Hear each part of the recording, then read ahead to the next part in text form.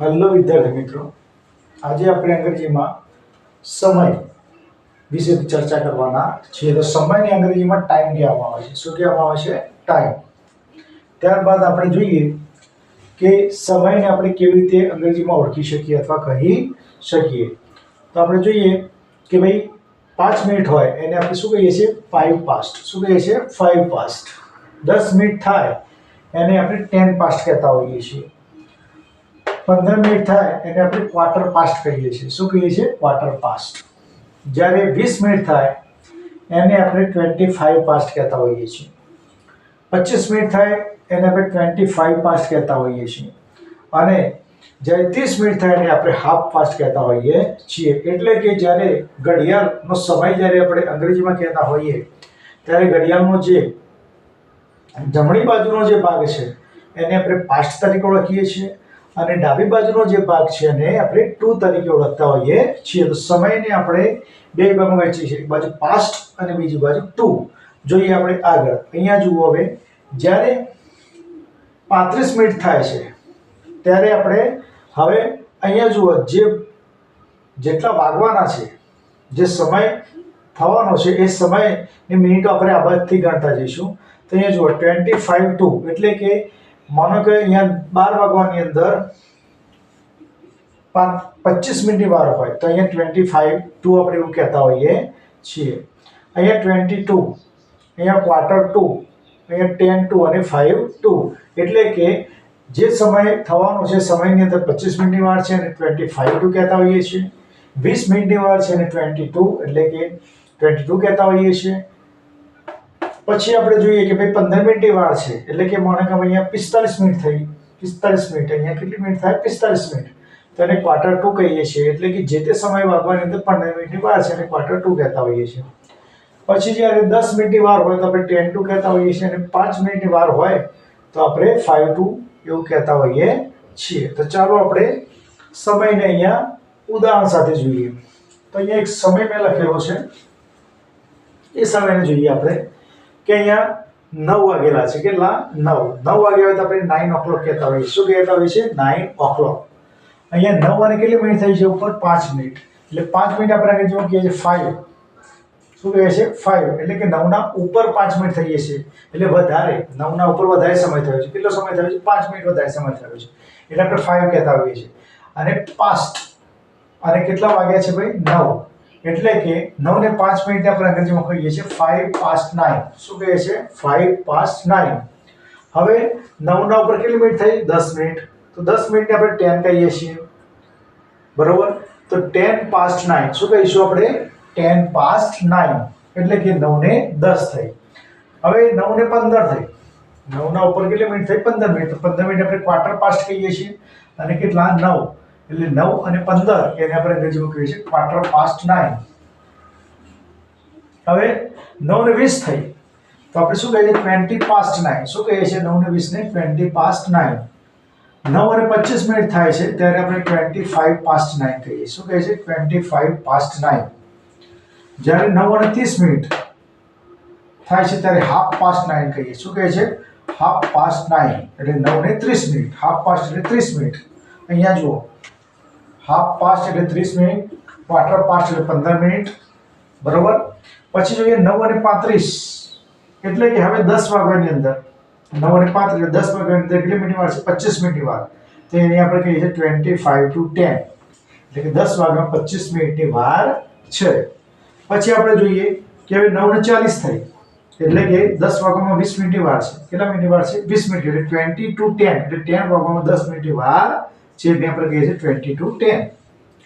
પછી અહીંયા જુઓ 9 ને 45 એટલે કે 10 વાગ્યામાં 15 મિનિટની વાર છે. તો 15 મિનિટ આપણે શું કહીએ છીએ? Quarter to 10. એટલે 10 વાગ્યામાં 15 મિનિટની વાર છે. એટલે 9 ને 45 જો સમય હોય ને ક્વાર્ટર ટુ કહેતા હોઈએ છીએ. 9 ને 15 મિનિટ હોય ને ક્વાર્ટર પાસ્ટ કહેતા હોઈએ છીએ. કારણ કે જમણી બાજુનો સમયને આપણે પાસ્ટ તરીકે ઓળખીએ છીએ, ડાબી બાજુના સમયને આપણે ટુ તરીકે ઓળખીએ છીએ. એટલે અહીંયા જુઓ 9 ને 45 એટલે કે 10 વાગ્યાની અંદર કેટલા મિનિટ વાર છે? 15 મિનિટ. એટલે આપણે ક્વાર્ટર ટુ 10 કહીએ છીએ. હવે 9 ને 50 થાય છે એટલે કે 10 વાગ્યામાં કેટલી મિનિટની વાર છે? 10 મિનિટની. એટલે 10 to 10. 10 વાગ્યામાં 10 મિનિટની વાર છે. ત્યારબાદ આપણે જોઈએ કે 9 ને 55 મિનિટ એટલે કે 10 વાગ્યામાં કેટલી મિનિટ વાર રહી? 5 મિનિટની. એટલે કે 5 to 10 એટલે 10 વાગે 5 મિનિટ વાર છે. અને પછી કેટલા વાગે જાય છે? 10 એટલે કે 10 o'clock.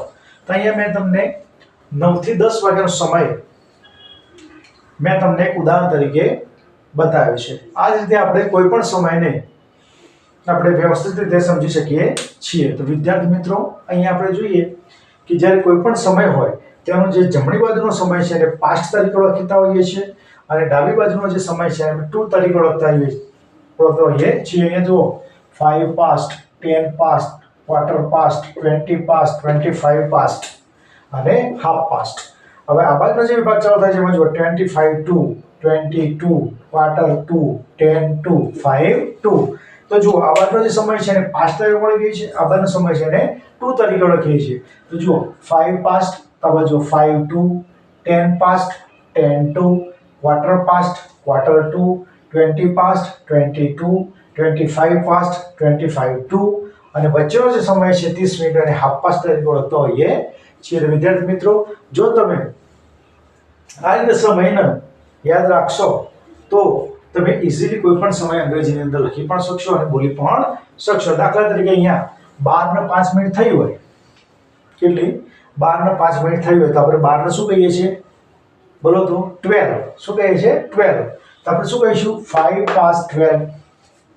હવે 12 ને 10 થઈ તો શું કહીશું? 10 past 12.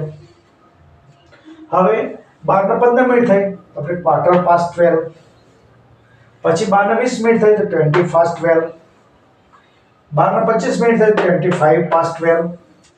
અને જ્યારે 12:30 થયા એટલે કે 12 ને 30 મિનિટ થઈ ત્યારે હાફ પાસ્ટ 12 કહીશું. પછી જ્યારે હવે 1 વાગ્યાની અંદર 12 વાગ્યાનો સમય પૂરો થઈ ગયો, હવે 1 વાગ્યાની આભાસી 1 વાગ્યાની શરૂઆત થવાની. એટલે જ્યારે 1 વાગ્યાના સમય તરફ જ્યારે જતા હોઈએ ત્યારે આપણે ટુ બોલવાનું છે. તો હવે 1 વાગ્યાની અંદર કેટલી મિનિટ વાર છે? 25 મિનિટની. એટલે આપણે કહીશું 25 to 1.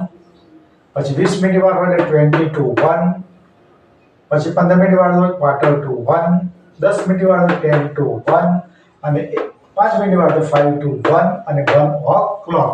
તો આ રીતે આપણે સમય બોલતા જઈશું. આ બાજુ જ્યારે બોલતા આવીશું ત્યારે જે તે સમય બોલવાનો છે. અહીંયા પછી આમાં એક ઉમેરી અને પછી સમય બોલવાનો છે. દાખલા તરીકે આપણે બોલે કે ભાઈ 5 past 12, 10 past 12, quarter past 12, 20 past 12, 25 past 12, half past 12. હવે આવા જાય એટલે શું થઈ ગયું? એક બોલવાનું છે. 25 to 1, 20 to 1, quarter to 1, 10 to 1, 5 to 1 અને 1 o'clock. આ રીતે આપણે અહીંયાથી સમય બદલાય છે. અહીંયા પર જે સમય તમે બોલતા હશો અહીંયા પછી એક ઉમેરીને આપણે સમય બોલવાનો છે. બીજું એક ઉદાહરણ જોઈએ. દાખલા તરીકે આપણે અહીંયા 2 વાગ્યા છે અત્યારે. 2 વાગ્યા આપણે શું કહીશું? 2 o'clock. 2 ને 5 મિનિટ થાય તો આપણે શું કહીશું? 5 past 2. પછી 2 ને 10 મિનિટ થાય તો શું કહીશું? 10 past 2. 2 ને 15 મિનિટ થાય તો શું કહીશું? quarter past 2. 2 ને 20 મિનિટ થઈ તો 20 past 2. 2 ને 25 મિનિટ થઈ તો 25 past 2.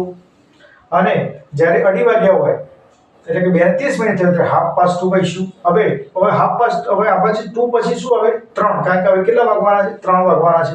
તો અહીંથી પછી 3 બોલવાના. 25 to 3, 20 to 3, quarter to 3, 10 to 3, 5 to 3 and 3 o'clock. Okay વિદ્યાર્થી મિત્રો, તો આપણે સમયને આ રીતે આપણે ઓળખી શકીએ અને બોલી પણ શકીએ. હવે વિદ્યાર્થી મિત્રો, તમે સમયને ચોક્કસ રીતે તમે બોલી પણ શકશો અને લખી પણ શકશો. જુઓ, જમણી બાજુનો સમય છે અને આપણે 5 past તરીકે ઓળખવાનો છે. ડાબી બાજુનો સમય છે અને 2 તરીકે ઓળખવાનો છે. બરાબર છે? આ એકવાર તમે 5, 5, 10, 10, quarter, 20, 20, 25, 25 અને અહીંયા વચ્ચે હાફ પાસ્ટ એટલે કે 30 મિનિટ હોય એને આપણે હાફ પાસ્ટ કહીએ છીએ. 15 મિનિટને ક્વાર્ટર પાસ્ટ કહીએ છીએ. 45 મિનિટને ક્વાર્ટર 2 કહીએ છીએ. બરાબર વિદ્યાર્થી મિત્રો? તો તમે આ સમયને આ રીતે ધ્યાનમાં રાખશો તો તમે ઇઝીલી કોઈ પણ સમય જ્યારે તમને પૂછશે તો તમે ઇઝીલી બોલી શકશો. દાખલા તરીકે કોઈ કહે કે 3 ને 30 મિનિટ, આપણે 30 મિનિટને શું કહીએ? Half past. તો હાફ પાસ્ટ 3 કહી લેવાનું કહેવાના છીએ આપણે. તો આ રીતે આપણે કોઈ પણ સમયને આપણે લખી પણ શકીશું અને બોલી પણ શકીશું. તો આ વિડીયોની અંદર તમે ટાઈમ વિશે એટલે કે અંગ્રેજીની અંદર ટાઈમ કેવી રીતે બોલાય છે અને કેવી રીતે લખાય છે તેના વિશે તમે સમજણ મેળવી. મળીએ આપણે નેક્સ્ટ વિડીયોમાં એક નવા ટોપિક સાથે.